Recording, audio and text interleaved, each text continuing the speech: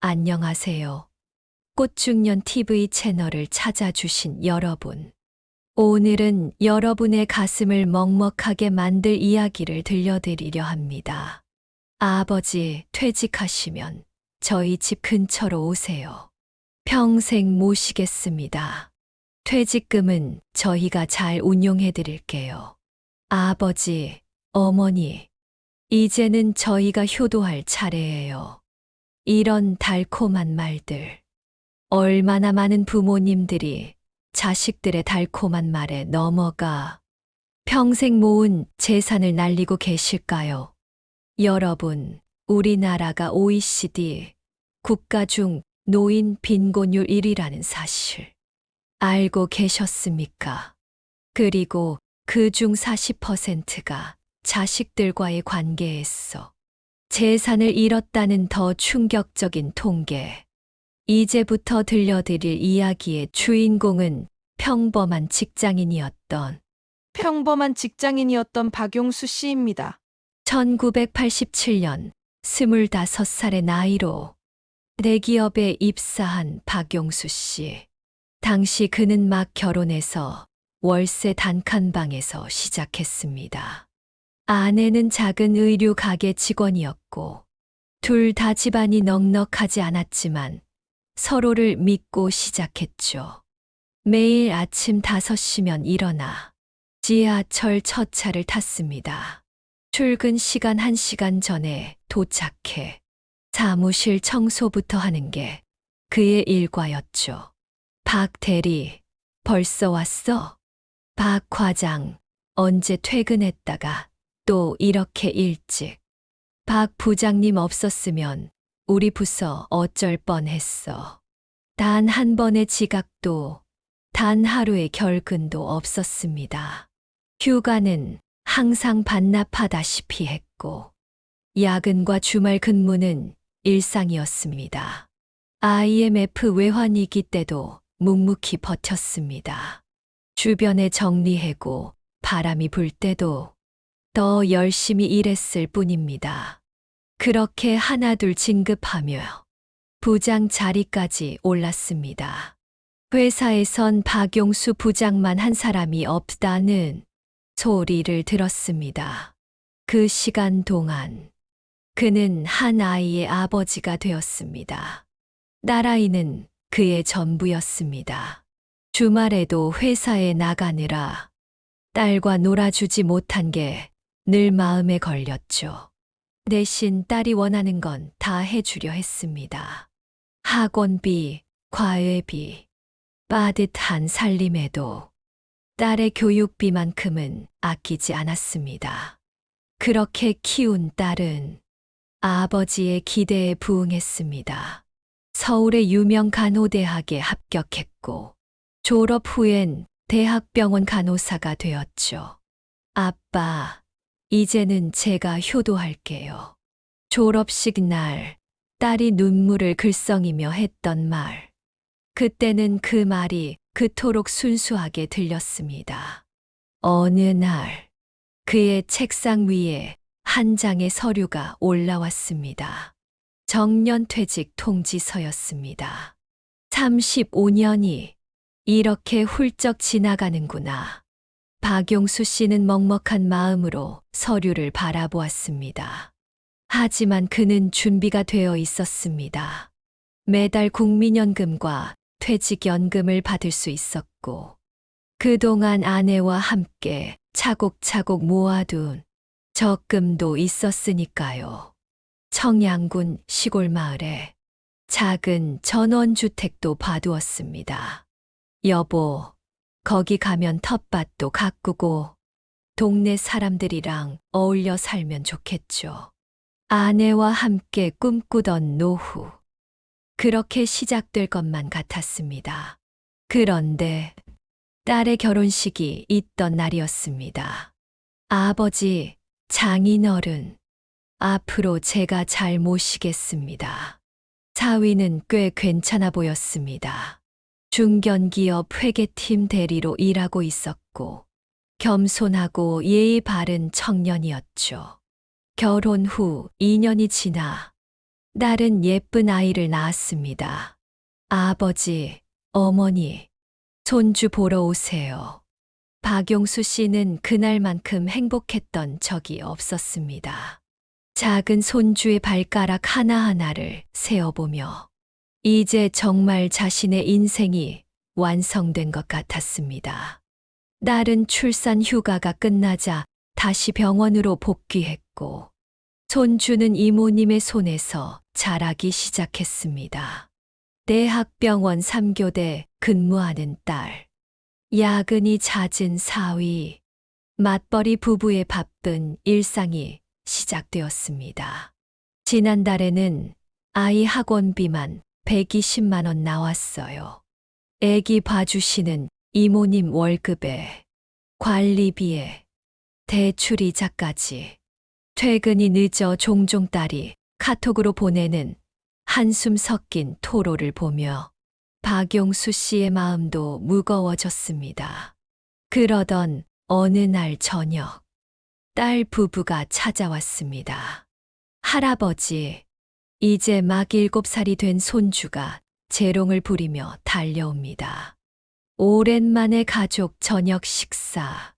아내가 정성스레 준비한 명태조림을 앞에 두고 손주의 제잘거림을 들으며 보내는 저녁은 행복했습니다. 아버지가 곧 퇴직하신다고 들었어요.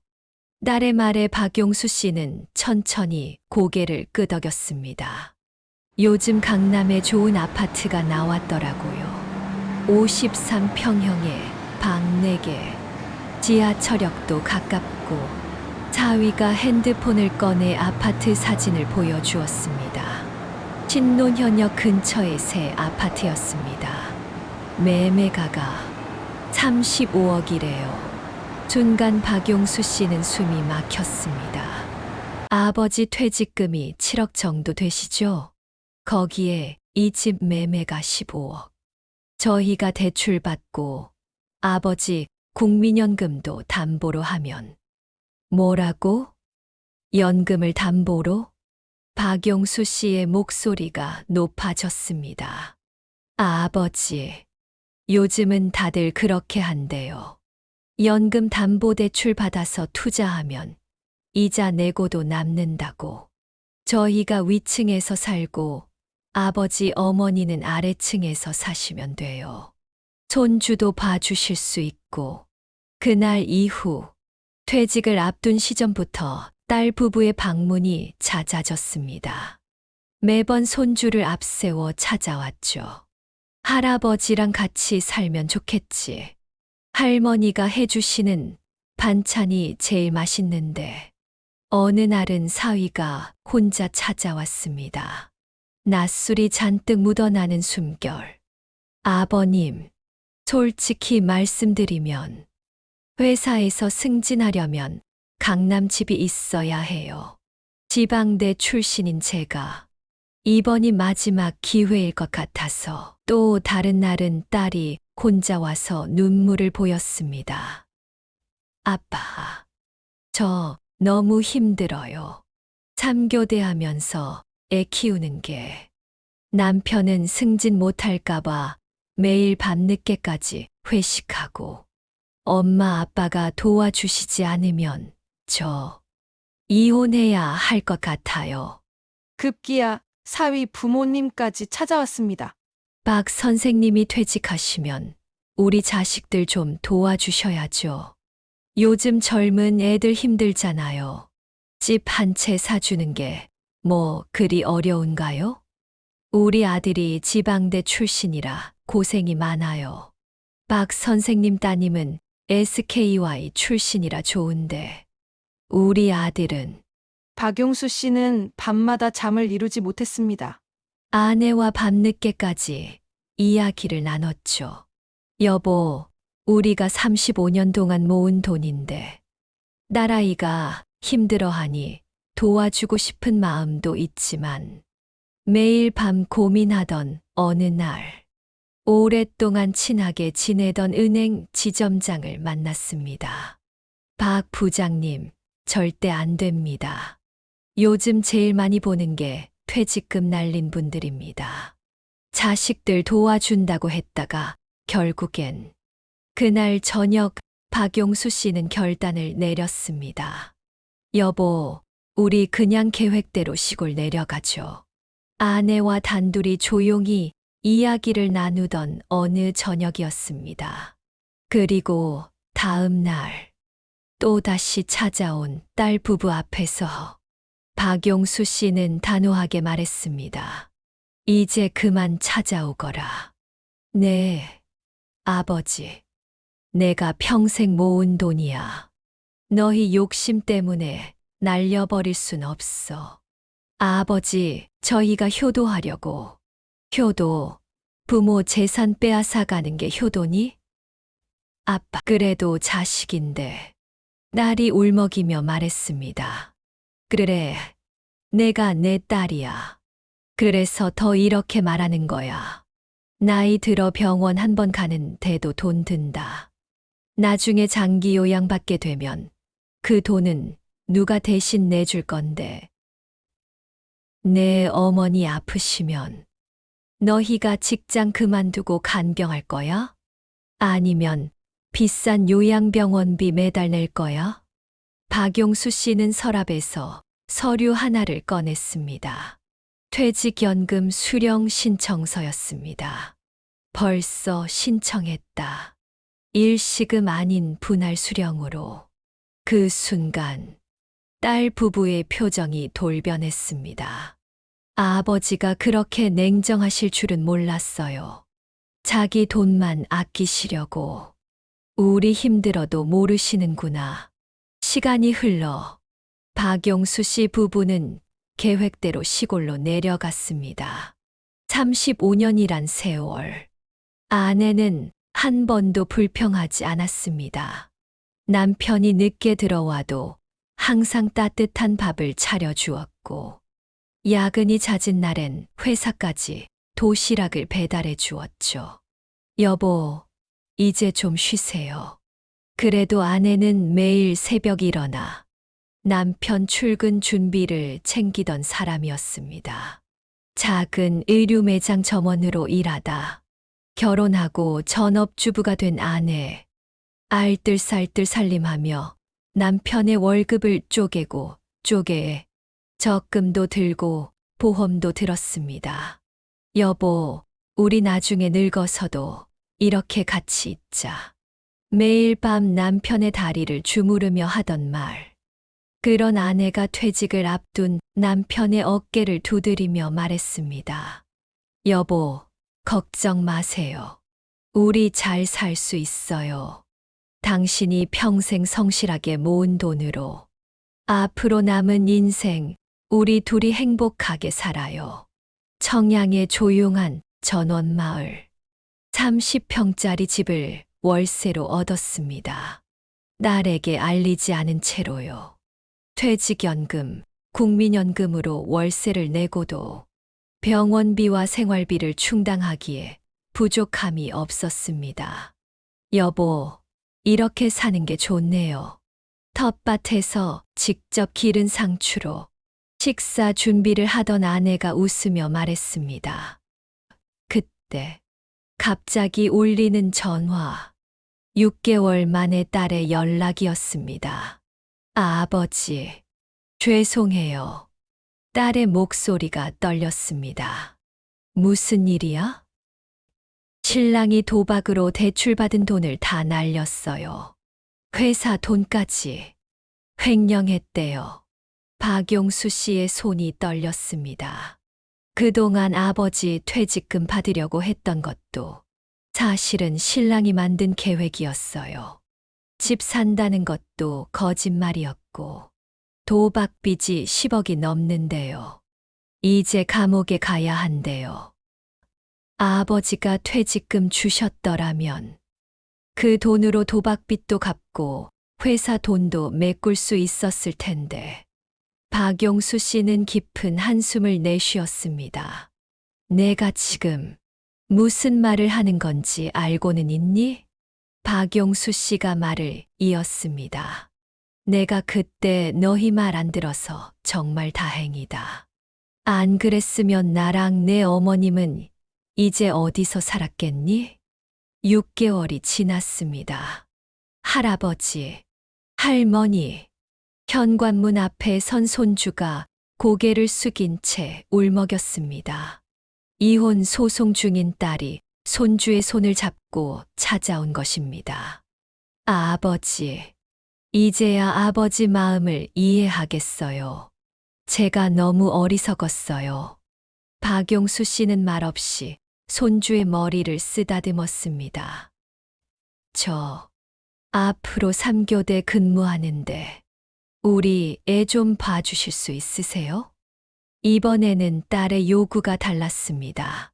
돈이 아닌 진심 어린 도움을 구하는 눈빛이었죠. 그렇게 손주는 할아버지, 할머니와 함께 살게 되었습니다. 할아버지, 오늘 수학 시험에서 100점 받았어요. 우리 손주가 이렇게 똑똑했나? 할아버지가 가르쳐 주신 덕분이에요.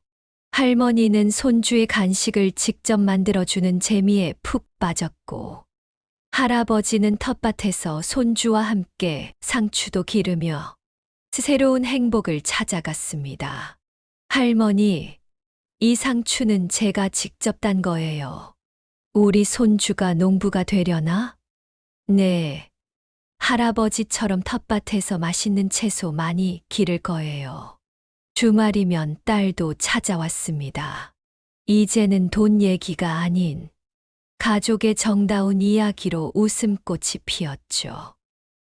아빠, 그때 제가 아니라고 하셨을 때는 원망스럽기도 했는데, 이제는 감사해요. 내 이야기 들었다. 회사에서 승진했다며. 네. 3교대 반장이 됐어요. 이제 야간 근무도 줄어들 것 같아요. 할아버지, 제가 그린 그림 보세요. 손주가 그린 그림에는 텃밭에서 일하는 할아버지와 요리하는 할머니가 있었습니다. 그리고 간호사 옷을 입은 엄마도. 그런데 이 그림에서 웃고 있는 건 뭐냐? 당연하죠. 우리 가족은 행복하니까요. 저녁이 되면 아내는 텃밭에서 딴 채소로 식사를 준비합니다. 35년 전 단칸방 월세에서 시작해 지금 이 순간까지 한결같이 남편의 옆자리를 지켜온 아내입니다. 여보, 우리 참 잘 살았죠. 상추쌈을 싸서 남편 입에 넣어주며 아내가 살포시 웃었습니다. 고생만 시켰는데. 미안해요. 무슨 고생요. 당신 덕분에 이렇게 행복한데. 퇴직 후의 삶. 아내는 더욱 행복해 보였습니다. 새벽에 억지로 일어나 도시락을 싸던 날들도 끝났고, 야근하는 남편을 기다리며 끼니를 거르던 날도 없었습니다. 이제는 남편과 함께 아침 산책을 하고 텃밭을 가꾸고 손주와 놀아주는 것이 일과가 되었습니다. 여보, 우리 진짜 부자예요. 부자라니. 이렇게 손잡고 같이 늙어갈 수 있다는 게 세상에서 제일 큰 재산 아닐까요? 마당에 핀 봄꽃처럼 아내의 미소가 활짝 피어났습니다. 여러분, 부모의 노후는 자식에게 맡길 수 없습니다. 하지만 그렇다고 자식과 단절하라는 뜻은 아닙니다. 오히려 건강한 경계를 지킬 때 더 끈끈한 가족애가 피어날 수 있습니다. 살다 보면 선택의 순간이 찾아옵니다. 그때 배우자의 눈을 바라보세요. 평생을 함께한 사람, 앞으로도 함께할 사람, 그 사람과의 노후를 지키는 것. 그것이 가장 현명한 선택일 것입니다. 여러분의 현명한 선택을 응원합니다. 여러분, 오늘 이야기는 여기까지입니다. 이런 현실적인 노후 이야기가 도움이 되셨다면 구독과 좋아요 부탁드립니다. 특히 알림 설정을 해두시면 새로운 인생 이야기를 가장 먼저 만나보실 수 있답니다. 꽃중년 TV였습니다. 여러분의 인생이 활짝 피어나길 바랍니다. 감사합니다.